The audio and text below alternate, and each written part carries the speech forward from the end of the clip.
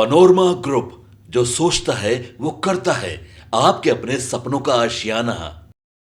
समृद्धि यात्रा में सीएम नीतीश कुमार का जनता को संबोधन, विपक्ष पर साधा निशाना। गोपालगंज में बरौली हाई स्कूल में समृद्धि यात्रा के तहत आयोजित सभा में मुख्यमंत्री नीतीश कुमार को सुनने बड़ी संख्या में महिलाएं पहुंची।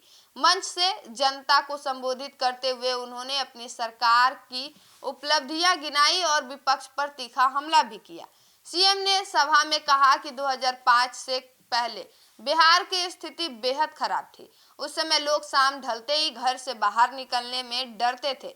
समाज में विवाद आम थे और हिंदू मुस्लिम झगड़े नियमित तौर पर होते रहते थे। पढ़ाई और शिक्षा का स्तर बहुत खराब था। स्वास्थ्य सेवाओं में भी गंभीर कमी थी। सड़कों का अभाव और बिजली की कमी आम जनता के लिए बड़ी चुनौती थी। उन्होंने कहा कि जब उनकी सरकार बनी तब उन्होंने एक एक कर सभी व्यवस्थाओं को दुरुस्त किया।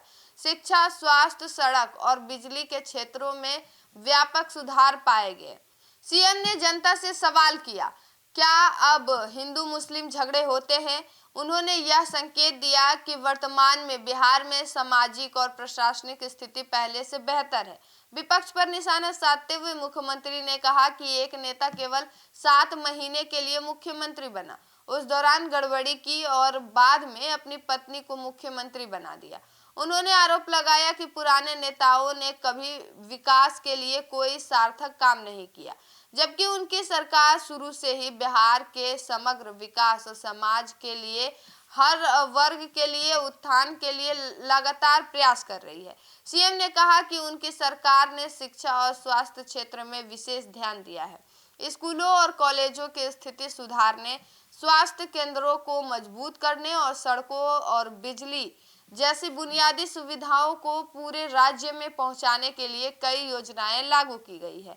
उनका कहना था कि इन सुधारों का लाभ सीधे जनता तक पहुंचा है और आज बिहार का चेहरा पहले के मुकाबले बदल गया है। सभा में मुख्यमंत्री ने महिलाओं और युवाओं से संवाद करते हुए कहा कि विकास का असली उद्देश्य जनता की भलाई और समाज में स्थिरता लाना है। उन्होंने आश्वासन दिया कि उनकी सरकार भ्रष्टाचार, सामाजिक असमानता और पिछड़ेपन के खिलाफ लगातार काम करती रहेगी। इस दौरान उन्होंने जनता से भी अपील की कि वे अपने हक और अधिकार के लिए सतर्क रहे और विकास योजनाओं में सक्रिय भागीदारी निभाए। मुख्यमंत्री के संबोधन से सभा में उपस्थित लोगों में उत्साह और उम्मीद की लहर देखने को मिली।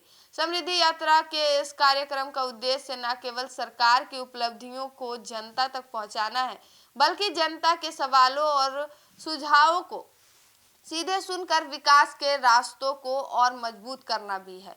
Bureau report, city post live.